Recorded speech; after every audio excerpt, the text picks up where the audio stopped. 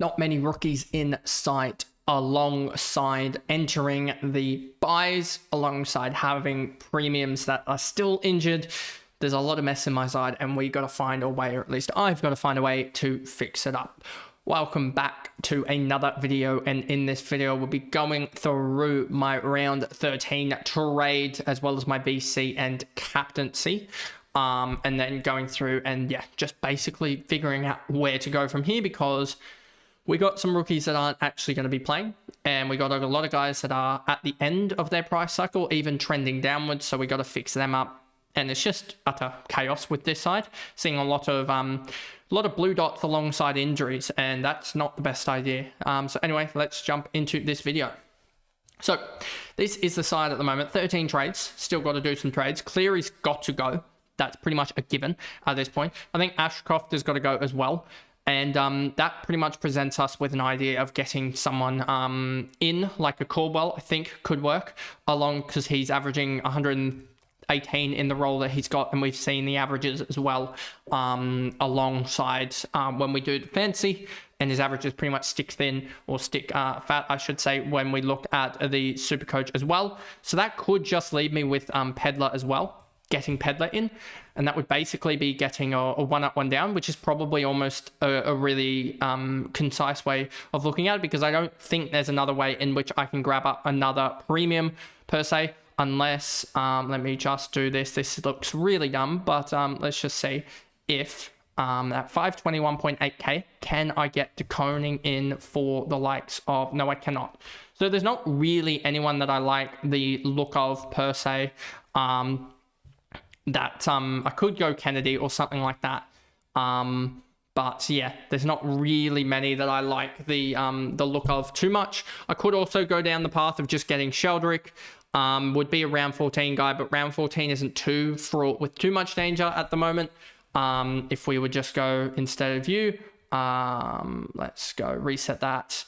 And then that would leave me 71k to get someone in, 71k to get to Sheldrick, who I believe is 290k at the moment. Could go down that path, but let's just see what the SuperCoach community is doing for trades at the moment.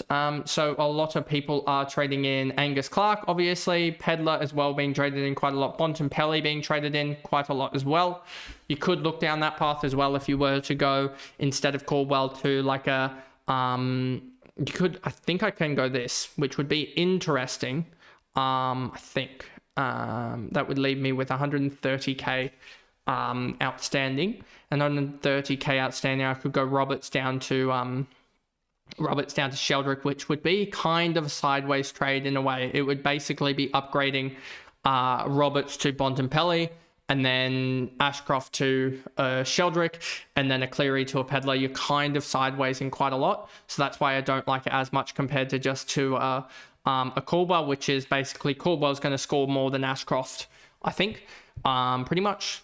And then Peddler's going to score more than Cleary, and it gives 71k spare, I think. Yeah, it gives quite a lot of spare cash in general, or actually 80k spare, and then, yeah, it actually gives an extra 10k spare, which is good.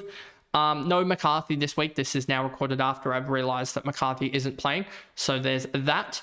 I could obviously go like a Horne-Francis up to someone like a Kennedy or something, which could actually be a play. But I just think that I won't have enough trades to finish that off. Because if we think about that, then you've got Hewitt and Peddler there. Then you've got, so Hewitt and Peddler are going to go to McRae and Horne-Francis, Sinclair there. And then you've got basically two rookies. About 3 rookies left. They need to get upgraded, which with 11 trades is possible, but pretty hard, I would say. But yeah, I could do something like that. Who else is being traded in Bont? As we said, McCarthy, I think, will go down quite a lot because he's not going to be playing. De Koning could go to him. I think I just miss out on him currently with the current setup. Martin, no. Libba, miss out on him. Noah Anderson. Campbell Gray, I already have. Max Holmes, a lot of people trading into him. Whitfield, Dawson, Clark, McCluggage, etc. There's not really anyone that I like per se. That some people trading into Erasmus on this buy is interesting. But yeah, I don't think there's many rookies per se that I actually really like the look of at the moment, I would say. And yeah, that kind of is a little bit of a concern, given that we kind of need some rookies, but there isn't anyone really showing, I would say. Like, I could go Lindsay to a Sheldrick, but that feels very sideways. And yeah, there's not really, I'd need about 210, 220k worth of a player to be able to go to anyone.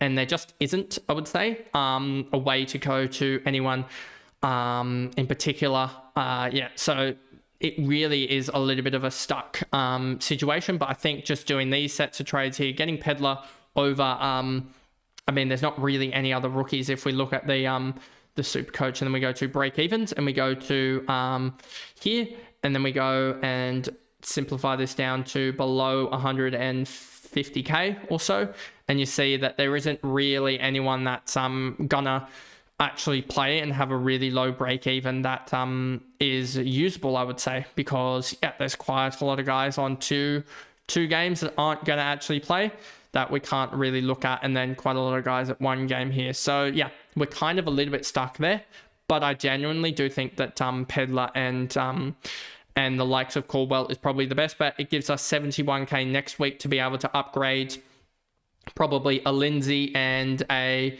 Hewitt or something like that, as Hewitt's got a 28 break even, Lindsay's got a 51 break even, so those two should be able to make another 30-40k, and then those two can probably at that point, I would think, go up to maybe a Bont or Butters or someone of that regard who we're going to be able to grab next week. So yeah, I'm looking at Butters, waiting for that break even to basically regulate. And if we just go to DFS and look at when that should be happening, if we just go to SuperCoach price projector here and figure out when that is happening for Butters, if we go to Butters here and go, he's going to score, say, a 110. And then another one, let's just go 110s all round. He basically regulates after this round. So at 550k, at 557k for a 110, I will be grabbing Butters next week, I think, on hopefully both platforms. I just need to figure out a way on Fantasy to do it, to set up enough cash for it. Which one was the actual one that I've got? They're both actually set up for it. But anyway, I just think that Butters next week could be a really good play because he's dominated relatively well against the next couple of opposition outside of GWS this week. So that's why I'm really looking at him, because we've seen him go 110 for a year before. We saw him go 120. He's gone 118 basically for this year, and he's going to be potentially, if he averages if he goes 118, he'll be 550 odd K or whatever for it. And we've seen him go 120 the year before. We've seen him go 113.8 the year before that. Don't know how that's 105 ranking. That must be total points rather than actual average or something that causes that to go down, because he's only played the 7 games or whatever. 1, 2, 3, 4, 5, 6, 7, 8 games. So yeah, that's probably why he's ranked at the 105 for season ranking and not for roughly about the same points per game. He would be ranked at number 2 or number 1. Like, you can see Cherry, Gorn, and then Bailey Smith are the only real guys that I can see ahead of him at that point, and maybe the likes of Bontempelli, etc. So yeah, Zach Butters is definitely a guy we're looking at next week. If we are looking at the matchups for this week, you could potentially go I am still looking at the potential for a Western Bulldogs player to get in, but I don't think that will happen. Looking at VCs and captaincies, you've got who do the likes of Melbourne has Collingwood, can't really go there for a VC. I think the Cherry captaincy is an option. You just need to find a good VC. And you could also look at potentially let's just look at the options we've got here. Zorko has, who does Zorko have? Adelaide at Adelaide Oval, that's tough. You could go Bailey Smith also. That could actually run, I think. Yeah, I think the option is Bailey Smith into Tristan Cherry, just because you just look at the fixture. If you look at Gold Coast, if we go back to what we were using in earlier videos today, defense first position, and then we go to last 5 SuperCoach, I'm pretty sure you will find that Gold Coast is actually a plus 3.84. So when you've got the third best scorer with a plus matchup, I know Gorn has Collingwood, which Collingwood are currently plus 0.22. So you could go, who would it be? You could go the Tristan Cherry into Max Gorn, which could actually be a combination to go for, which could be what I actually do in the end. So it's basically either a Bailey Smith into Tristan Cherry or Tristan Cherry into Max Gorn, and I think that'll happen on both platforms for me. But anyway, that is the video there for AFL Supercoach team reveal for round 13. A little bit of a just trying to not conserve trades, but also just be smart with trades. I know trading in a Caldwell probably looks really dumb, but the value is like sort of undeniable, I would say. If you look at his underlying numbers, I know he's averaging 96 for the year, but that is with a couple of injury games in there, injury affected games almost in a way. I just think that he's a guy that can average, if you take out those 2 injury games, it's 573 in 5 games, which is an average of 573 divided by 5. It's an average of 114.6. That is a mega number. And I think his next couple of games, he could really put some big scores on, because if he goes 120 in the next couple of games, he suddenly looks like a 530 odd K player. So I just think that that is something that we really need to look at, because he started the year at 506. So he's been lucked out because he had a 40 in his system after a 60 that he dropped 49K in one go. So yeah, I just have a feeling that he's a guy 21 break even as well that could get away quickly. And the round 16 buy doesn't look the worst from memory. For me, I've got 1, 2, 3, 4, 5, 6 guys on it at the moment, which isn't even that bad. And one of them in Clark might be gone by that point as well. But anyway, that is the video there. If you guys did enjoy it, remember to like and subscribe, turn the notification bell on so you know when I upload, and I will see you guys back here tomorrow for the predictions alongside the reviewing the Thursday night game between the Western Bulldogs and Hawthorn. So I'll see you guys in that video tomorrow. Bye guys.